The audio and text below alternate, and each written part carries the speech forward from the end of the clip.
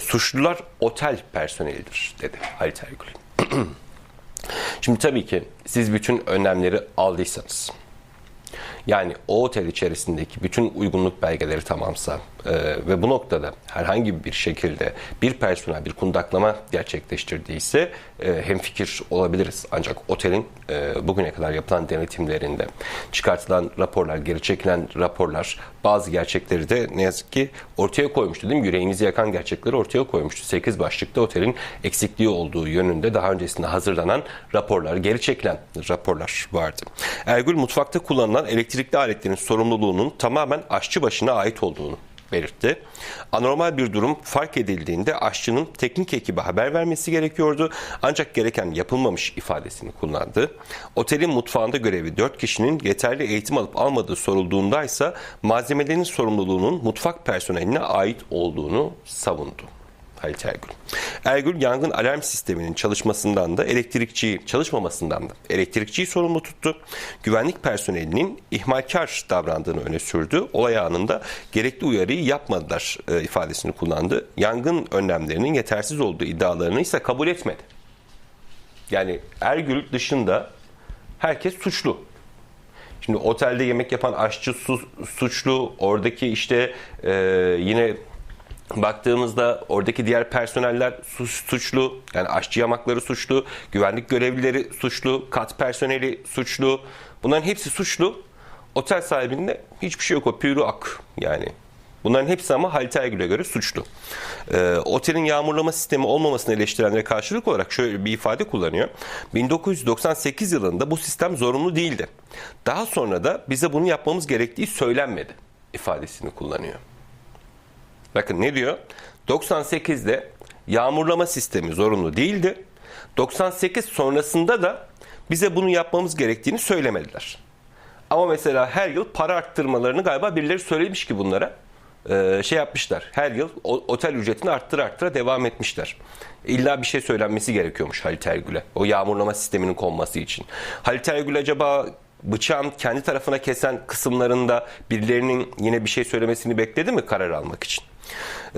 Devam ediyor. Yangın sonrası hasar alan alarm sisteminin çalışmadığını belirten Ergül kendisini temize çıkarmaya çalıştı.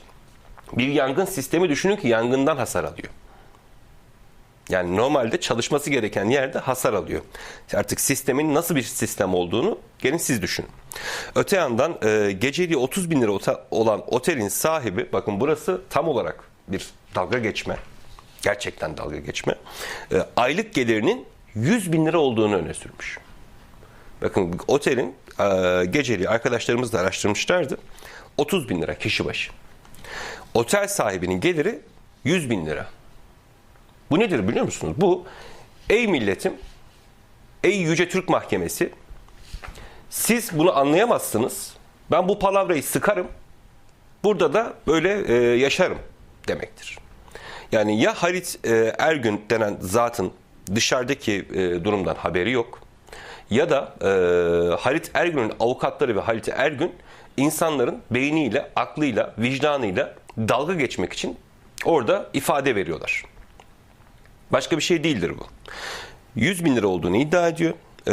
Ve bütün suç da diyor oradaki çalışan personelin, bende hiç suç yoktu. Yani o personelle alakalı mesela mutfakta bu konularda mesela çok güzel soru sorulmuş ifadesinde kendisine. Eğitim verildi mi? Kaç saat eğitim aldılar? Oradaki cihazlarla alakalı hiç kendilerine sertifikasyon çalışması yapıldı mı? Yapılmadı.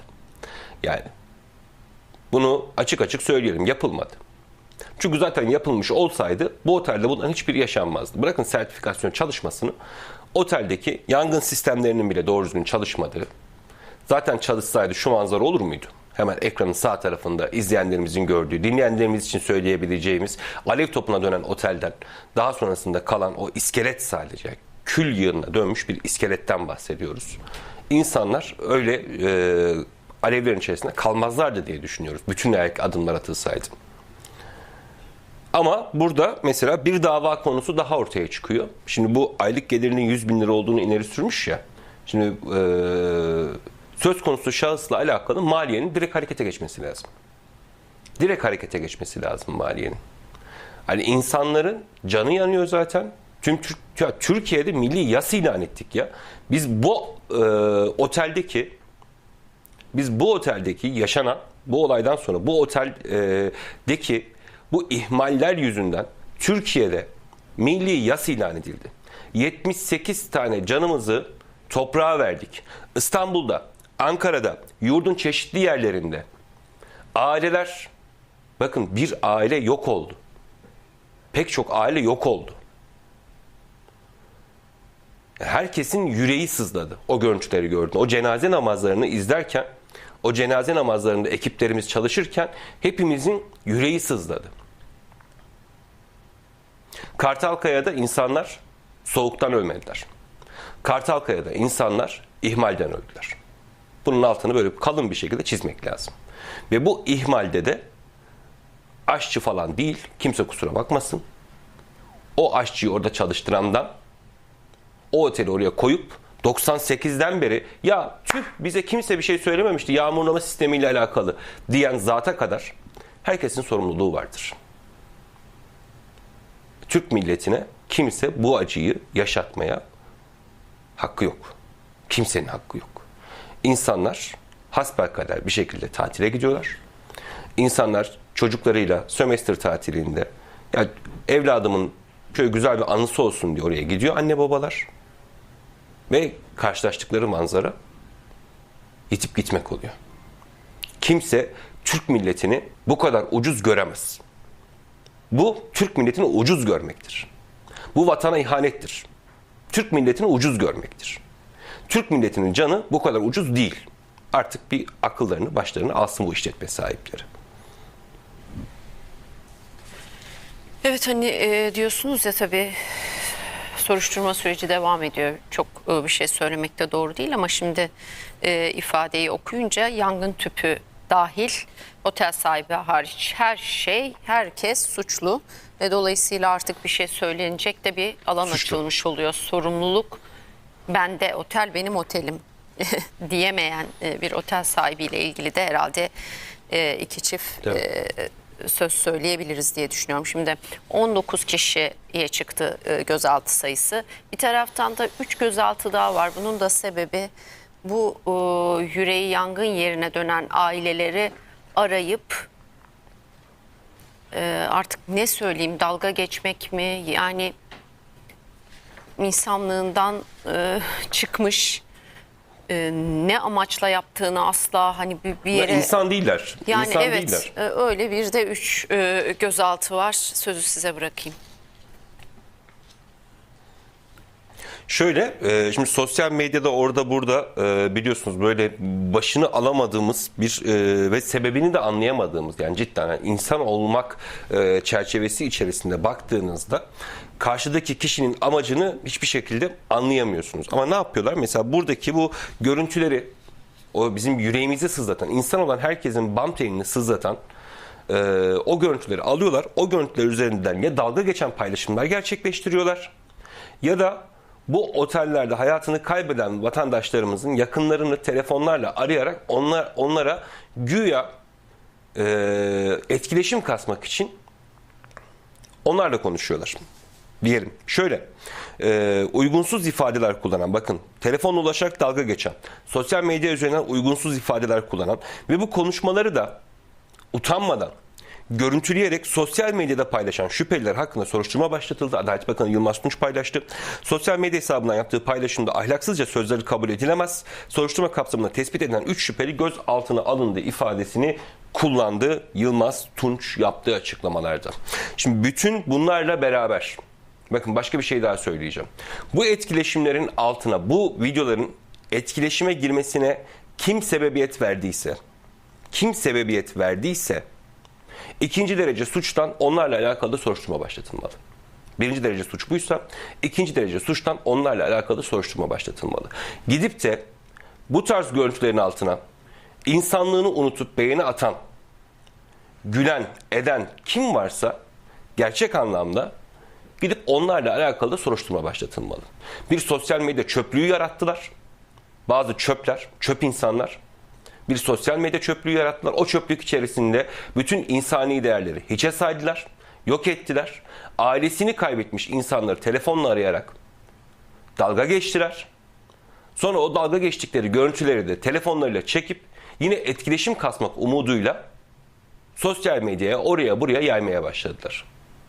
Bazı aklı evveller de gidip bunların altına gülücük emojisi attı, kalp attı, başka şeyler gönderdi. Ya gerçekten insanlığımız batsın diyebileceğimiz yere kadar getirdiler bizi. Başka hiçbir şey değil yani bu. Hani eskiden ne vardı? En azından şunu bilirdik. Yani cenazeye saygı denen bir şey vardır. Ama hiçbir yakınını, hiçbir sevdiğini kaybetmemiş ya da empati duygusundan yoksun olan kişiler tarafından bu tarz durumların böyle de istismar edilmesine izin vermememiz lazım.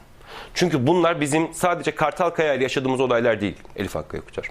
Sadece Kartalkaya'da biz bunu yaşamadık. Daha öncesinde 6 Şubat depremlerinde de yaşadık. 6 Şubat depremlerine de kendini bilmez, kendisini insan zanneder ama insanlıktan zerre kadar nasibini almamış olan varlıklar aynı şekilde yollara başvurmuşlardı. Etkileşim kasma derdiyle beraber. Daha öncesinde gelin Ankara'da tren kazası oldu Marşandiz'de. Marşandiz'deki o görüntülerin altına yüzlerce bu şekilde yorumlar yapılmıştı. O görüntülerde orada daha sonra korsan çekilen görüntülerle beraber yüzlerce halkı infiale sürükleyecek olan paylaşım yapılmıştı. Dönün geçin Türkiye'nin başka Taksim saldırısıyla alakalı yapıldı. Yapılmadı mı? Yapıldı. Adalet Bakanlığı pek çok soruşturma gerçekleştirmedi mi? Sosyal medyada orada terör örgütleri tarafından da yine yapılan paylaşımlar vardı. Sosyal medyada sadece paylaşım yapan değil, bu paylaşımları etkileşime sokan, bu paylaşımların altına işte pozitif yorumlarda bulunan kimler varsa bu aklı evvelleri, bu insanlıktan nasibini almamış mahlukları kim bunlara da teşvik ediyorsa onlarla beraber bunların hepsini toparlayıp gerçekten bir ifadeye çağırmak gerekiyor.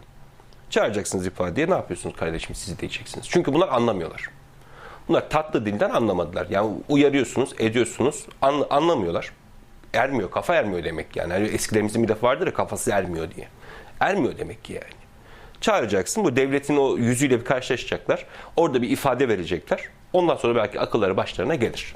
Başka türlü bunun önünü alamayacağız biz.